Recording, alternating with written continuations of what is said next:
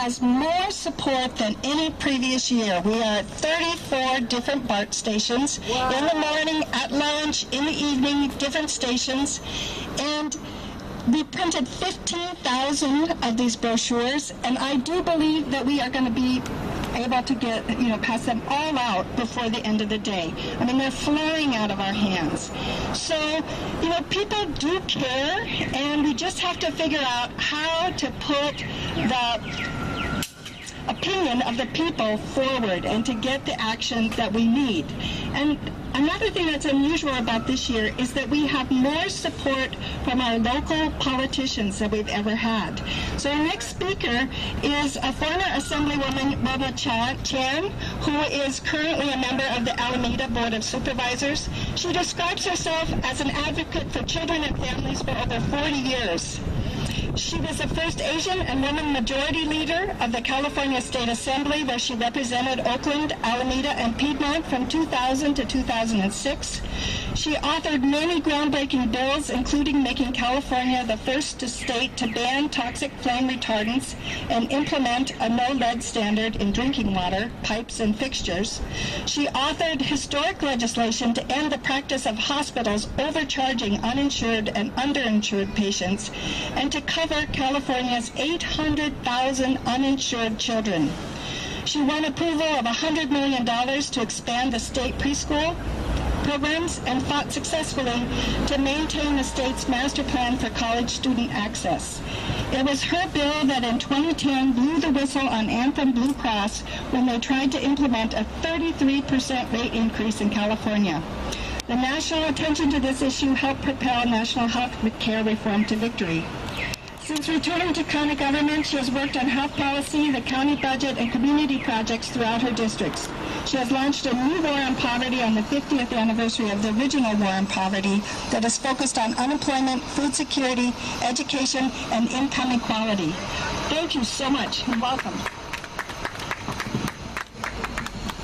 Good morning, everybody. Very happy to be here. On this Global Day Against Military Spending, I joined the bipartisan voices to ask President Obama and Congress to meet the local needs of our communities and not spend more on the military. Several months ago, on the 50th anniversary of the War on Poverty, I led Alameda County to declare the new War on Poverty because persistent poverty continues to plague close to 200,000 residents of Alameda County today. In fact, California today, when you take into account the cost of living, actually has the highest poverty rate in the nation. Let me say that again. California has the highest poverty rate in the nation, and also the highest rate of poverty among seniors. 29% of our children are poor, and there are 15 neighborhoods where the child poverty rate is above 50%. Income inequality has never been worse, with the richest 10% of Americans controlling 75% of the wealth of this nation. So I would say today that the only weapons of war we need to expand are weapons in the war on poverty. Congress must reinvest in human lives and not on increased militarization. Over the past 6 years, over $15 billion have been cut from county safety net services. $15 billion. While 1 in 6 families depend on food banks for their primary source of family food, the federal government recently cut about $10 billion from the food stamp program.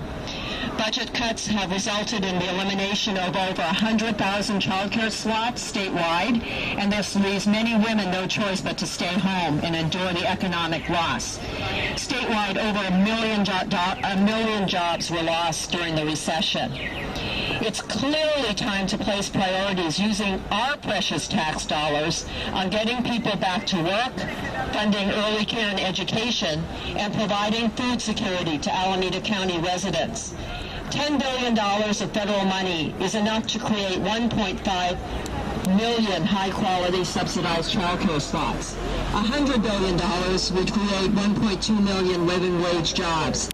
The amount needed to enhance these programs pales in comparison to the dollars currently spent on the U.S. military. I'm so glad to add my voice to this event today.